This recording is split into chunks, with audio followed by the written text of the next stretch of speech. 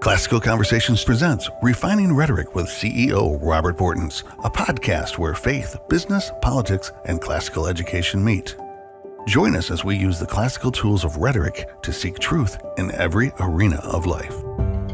Welcome to Refining Rhetoric. Today we're joined by Frank Clement, Vice President of Strategic Partnerships at America's Christian Credit Union, where he helps ministries and families align their financial decisions with their faith.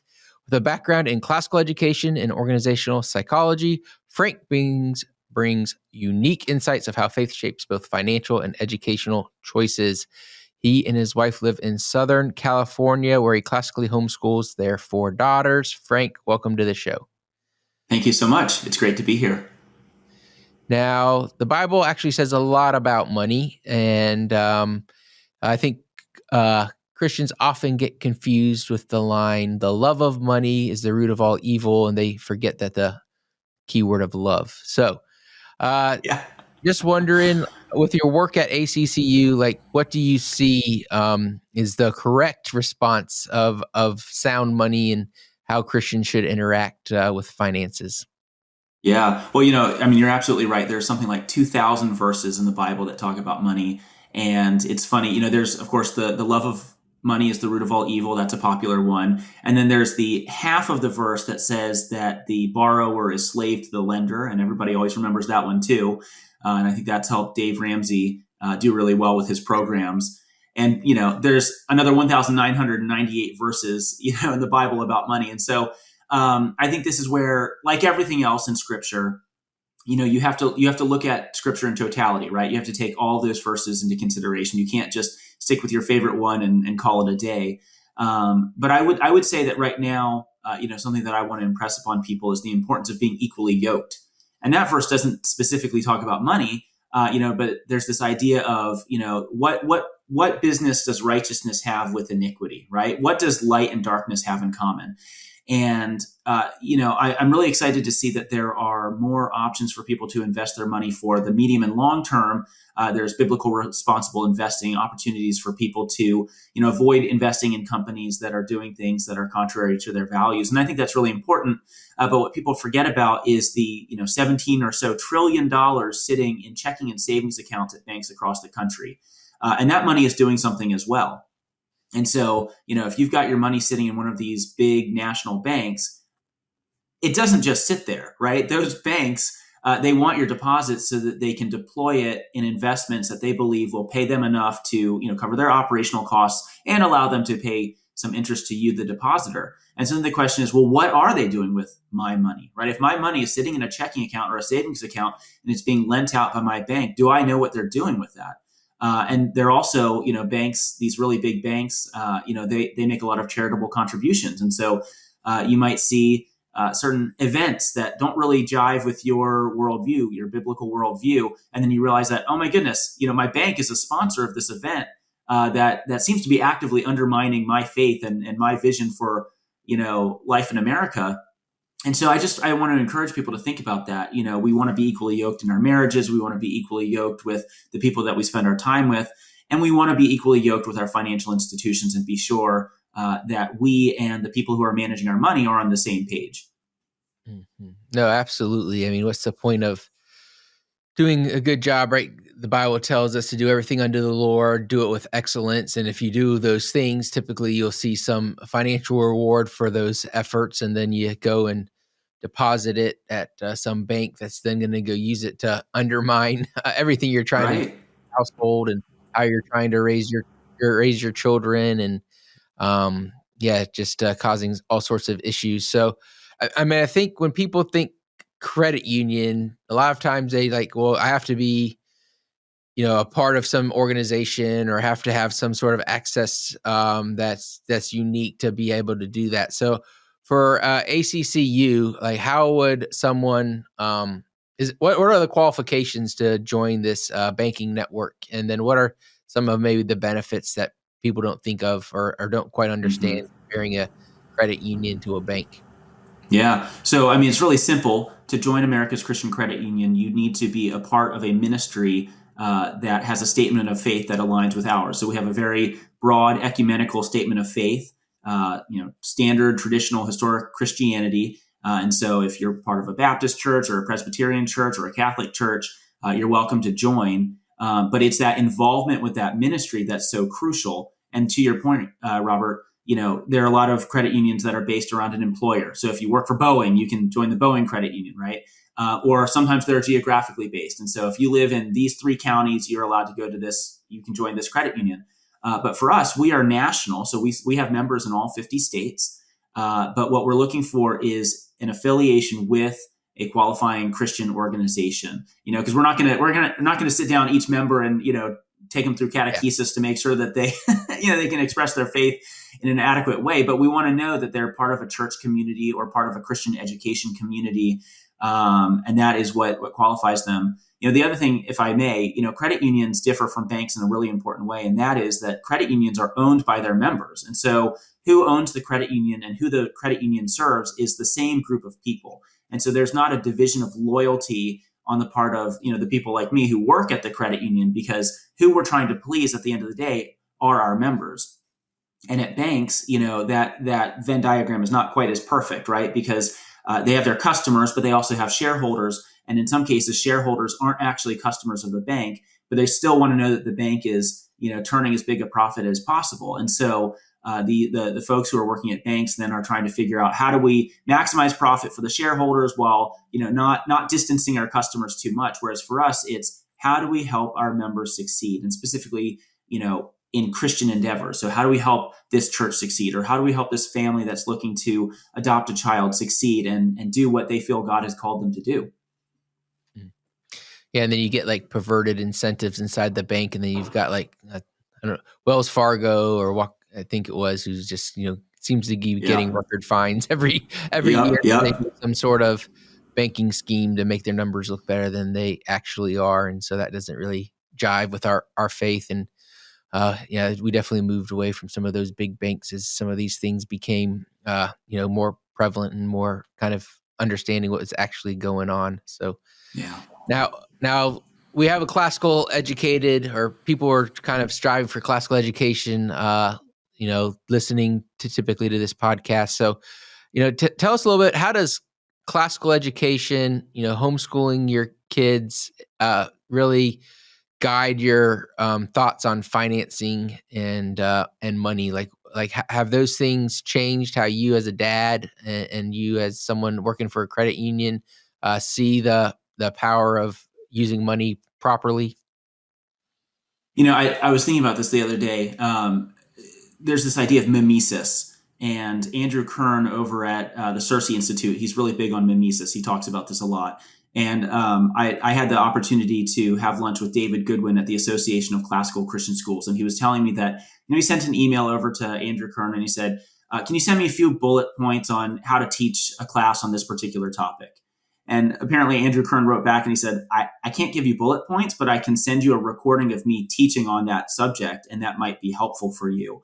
I guess more simply, we could just say leading by example, but, both at home with my children and then also in my work and, with my colleagues, but also with the ministries and individuals that I have the privilege to serve, always thinking in terms of, setting a good example. And so when I'm at home, not just telling my children, you need to do your chores, but letting them see me do my chores as well, and seeing me do it, in a timely way and with a cheerful attitude. When I'm working with a colleague and I need them to help me with something, showing them how I do it instead of just sort of saying, figure it out and, let me know when it's done. And then I think with the money thing, this is where it's really important. We work with ministries, churches where the folks who get into ministry, usually they don't say, I want to get into ministry because I want to run a small business. They say, I want to get into ministry because I want to preach the word. I want to evangelize, or I want to counsel people, from the Bible. And then they find out, but running a church is like running a small business. You probably have employees, you have money coming in, you have money going out, you have a facility to manage. And so, trying to share with the pastors that we serve as much as possible, this is what we've seen go well. Like here's a positive example, from another ministry like yours, sharing that information.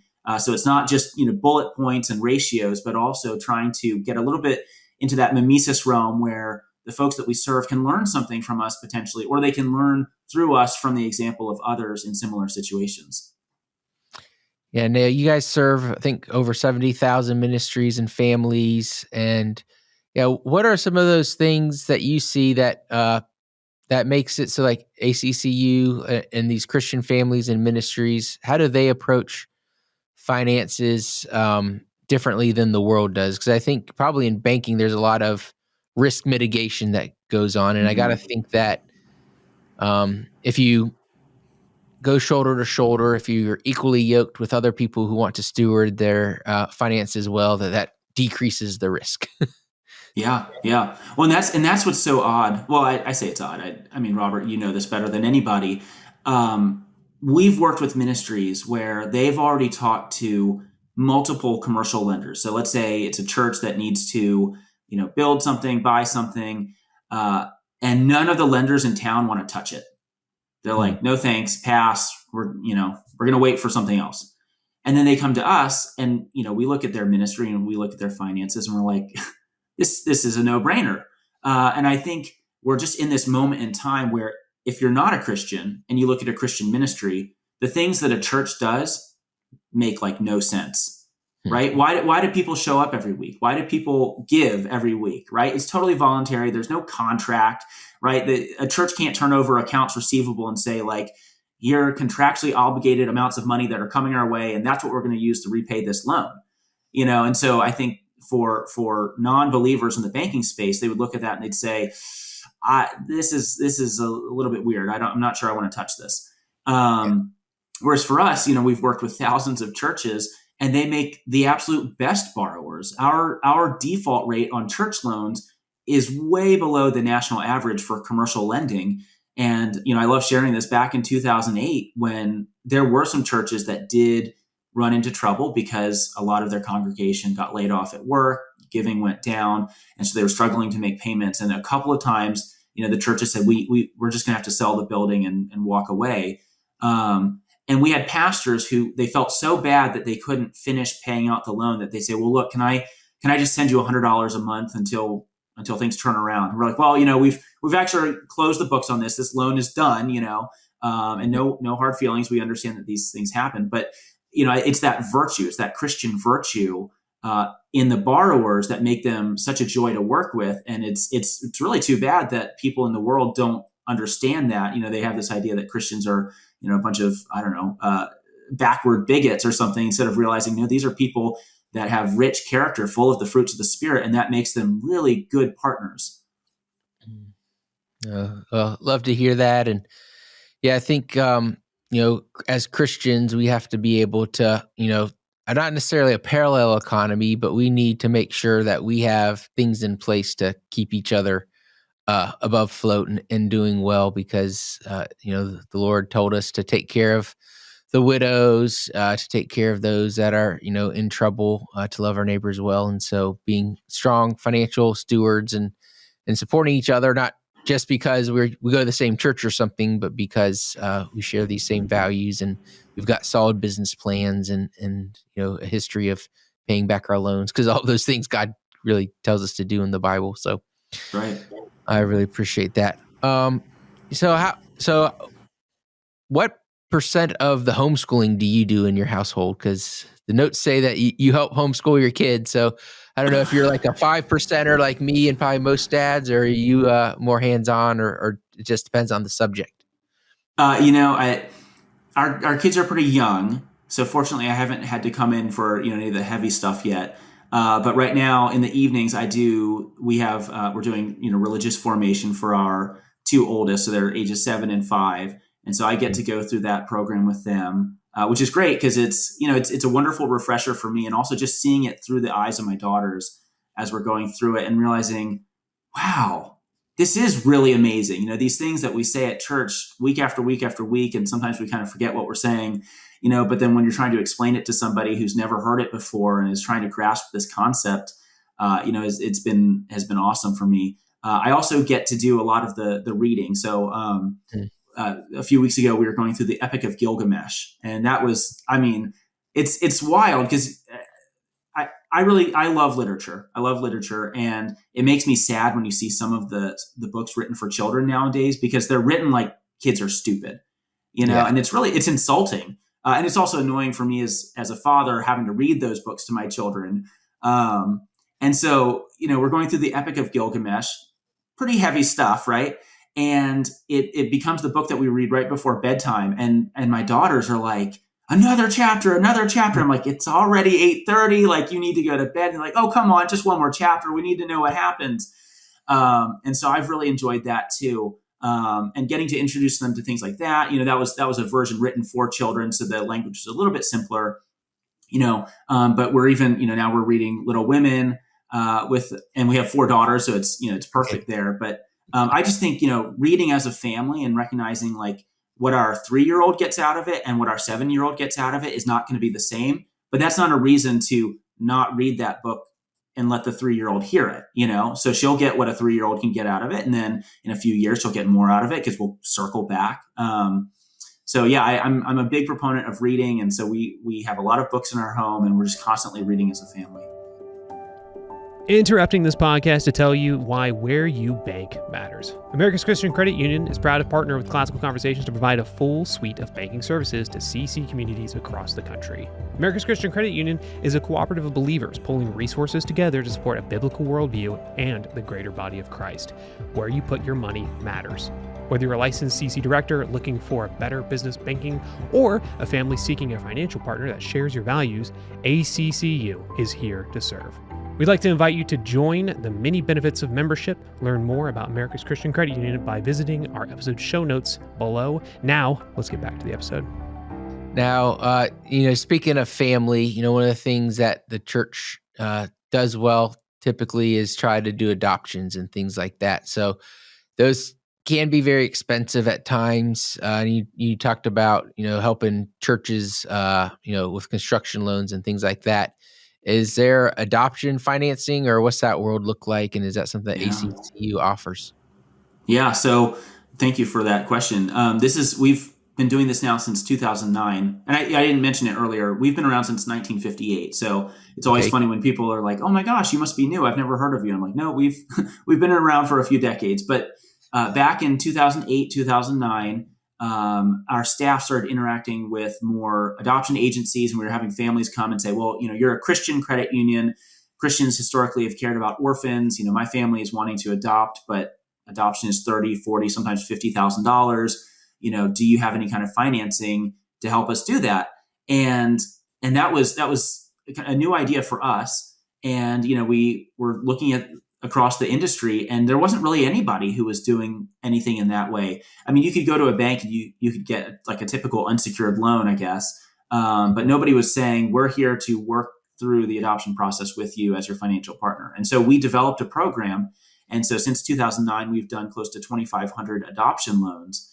And it's an incredible thing because, that price tag is so high. And there's often, some people, we're currently in a 2-bedroom apartment, but if we adopt, we're going to need a bigger space, or we're going to need a bigger vehicle. So it's not just getting the money for the adoption, but it's also some of these other life changes that come with expanding the size of your family. And so we, developed a program, and, one of the hallmarks, not to, get too in the weeds here, but the adoption process can take like 2 years in some cases. And so if you went and you got a loan today for a process that's going to take 2 years, and you don't need most of the money that you're borrowing until later in the process, but you're paying interest on it the whole time, I mean, that's kind of a raw deal. And so what we did was we created a line of credit so that families could be drawing only the amount they needed in that moment for okay, our home study is going to be $5,000, so we need to borrow $5,000 to cover that cost. And then, now we've got these other expenses that come along. And so we're just taking what we need when we need it. And so that saves families a lot on the interest that they end up paying, because they're only borrowing as much as they need for that step of the process. And we also offer a lower interest rate than our typical unsecured loan, which again, back to your point about perceived risks in finance. I mean, people who are called to adoption are generally very responsible people. So to offer them a lower interest rate, some banks would say, are you crazy? What are you doing? You're not going to repossess that child if the loan goes bad. It's a terrible thought. But what we found is that these families are incredible partners. And I think when somebody says God has called me to adopt a child, it's like, okay, someone who talks to God and takes God's word seriously, sign me up. This is someone that I want to support and serve. That's awesome. Is there any stories? I know you don't necessarily work on the banking side, but I'm sure maybe you've heard from some of the different bankers or people working with them, a story that you could share with our audience and that maybe reflects these opportunities that would have been lost somewhere else. Yeah, well, I mean, we have a bulletin board covered in photos of families from, the date when they finally bring that child home. And we don't even ask for it. I mean, we're certainly open to it, but they after 1 or 2 years of going through this process, they come to see us as such an integral part of their adoption journey that they'll send us a photo of here we are as a family with our new child with us.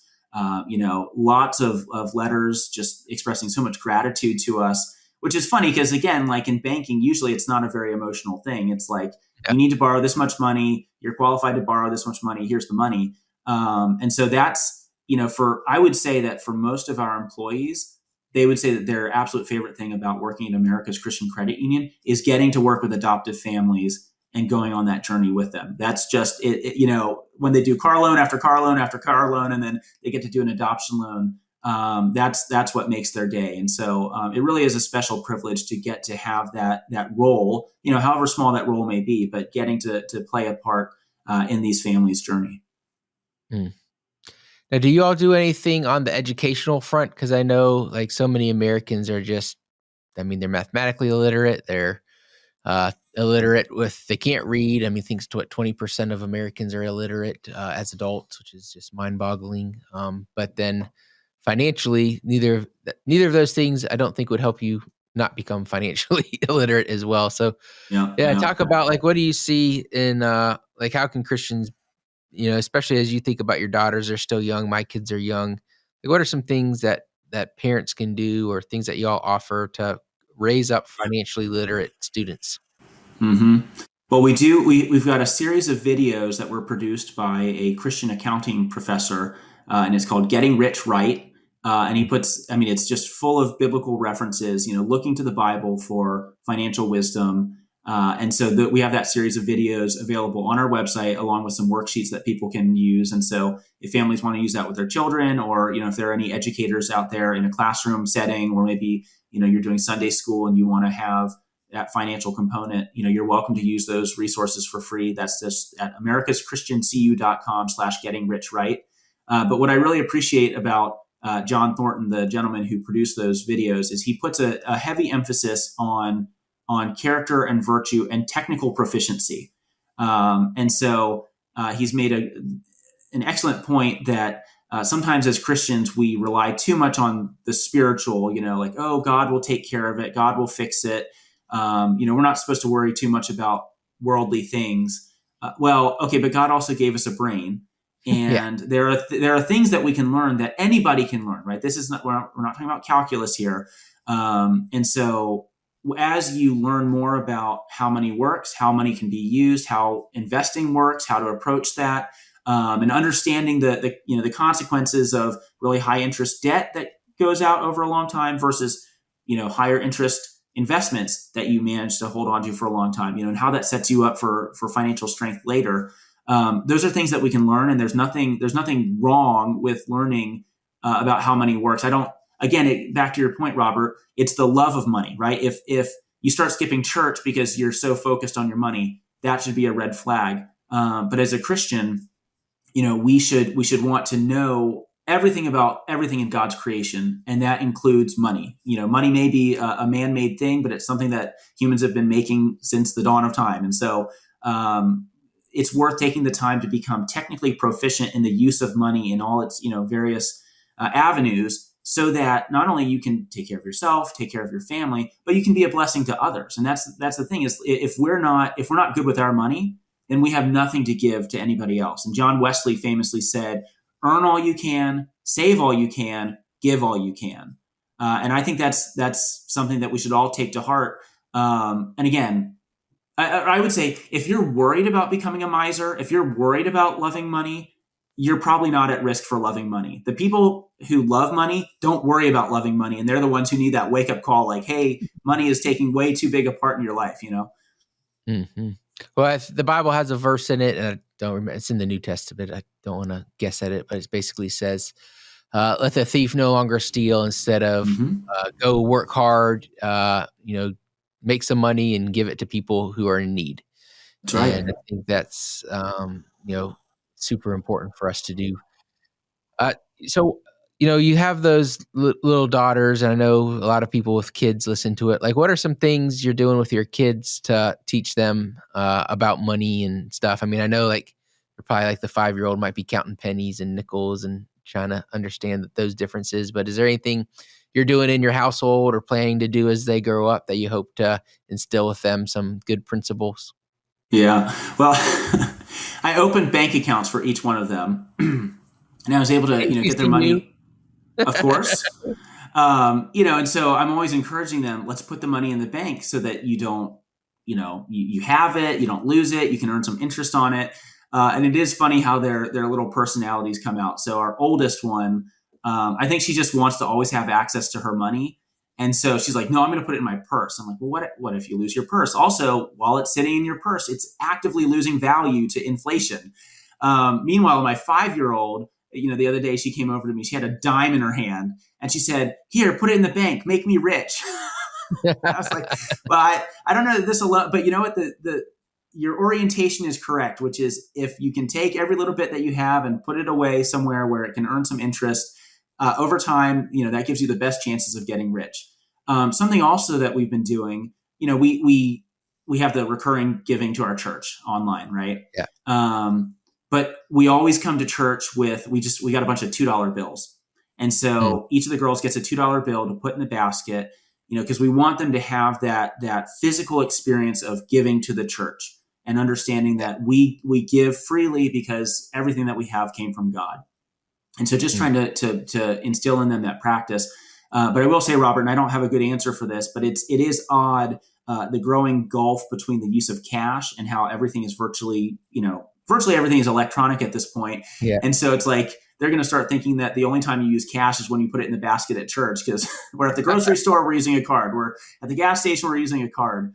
And I do think that makes teaching children about money harder, because it is kind of ethereal, and like, we're not going to give our children devices anytime soon. So it's not like they can be logging in and checking their online balances. But I do think, I guess I would encourage folks out there, if there's a way to introduce physical money into your household as you're teaching your children, that's a good thing. If you pay them an allowance, pay them in cash. My daughters sell pot holders, and usually the payments are in cash. And so they're getting used to, like, we receive some money, we give some money to the church, and then we put some in the bank so that, we have something for later on.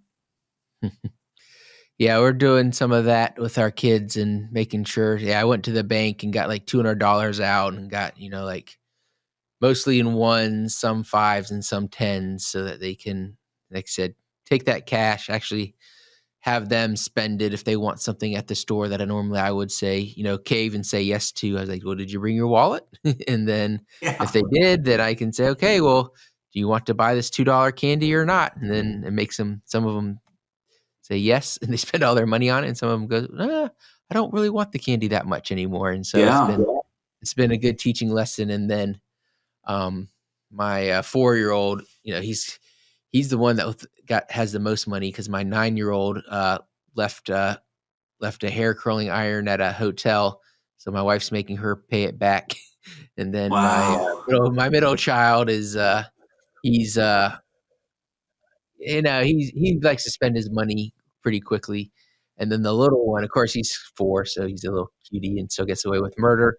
But we said he knows where the money is. And so I said, hey, do you want to give our Aunt TT had just had her birthday? So you want to give Aunt TT $1 out of your money? And he goes, yeah, I want to give her $1.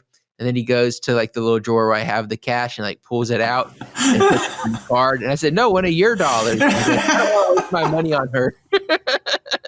That's what to do with that 4-year-old. But I think it's important that, people say, don't talk about politics and don't talk about money and don't talk about religion in public. And we have, a huge divide on these things in our culture because we haven't had frank conversations with one another. And I think of course, we've got to start that conversation. And I think, each family's got to figure out what that means for them. But if you can really easily raise financially illiterate children. And I think a lot of families accidentally do that, and it's something you have to be intentional with. So yeah, it's a good idea with the cash, because cash is very rare, very rare Yeah. these days. Yeah. Well, my wife, I got to give her credit on this one. When my daughters were selling pot holders, and my oldest daughter, the 7-year-old, she wanted to have the money, and, it was pretty clear she wanted to spend the money. And I was like, maybe she's not old enough to really think about these things, and perhaps we should just take the money, put it in the bank account for her, and she'll thank us later, And my wife said, if she earned that money, that's her money. And if she wants to waste it on, candy and cheap plastic things that are going to break in a week, she's going to have to learn that, I went and I spent all my money on things that I'm not even using anymore. And for me, I'm like, but I know how this story ends, right? Like we can save her all this pain. But my wife was like, no, she needs to experience it for herself. And I thought that was a really good point. So credit to her. And so we want to model good use of money, share what we can in terms of principles, but then also, within reason, allow them to make some mistakes on their own so that they really understand, like, yeah, that piece of broken plastic over there, I wish I had the $8 back that I spent on it. Mm-hmm. Well, it's a good lesson to learn when you're 9 and you don't have rent due and a car payment, right? And so many Americans don't learn that lesson until they're $10, $20, $30,000 in credit card debt, and they're in their mid-20s, and now they're putting off, can't afford to buy a house. They're, trying to figure out, what to do next. And I think, that is, we do want to have those conversations, I think, with our children when they're younger. And of course, it's never too late to start. But definitely I'd encourage every listener to get themselves financially literate themselves, but also, if you aren't where you need to be right now, just work on it with your kids. We have a book in our curriculum called Whatever Happened to Penny Candy. And of course, it talks a lot about inflation. Of course, we've all been through that, really, really hard over the last couple years. There's some debate whether we're starting to flatten out or not. I don't know if I agree that we are. I hope we are. It's a big part of our lives, and it's very hard to be generous if we've gone deeply into debt ourselves. Yeah. And circling back to something you said a moment ago, you see young people putting off, they're putting off marriage, they're putting off children, putting off, all these life milestones that were, historically it was just part of life, right? Like you just get married, you have kids.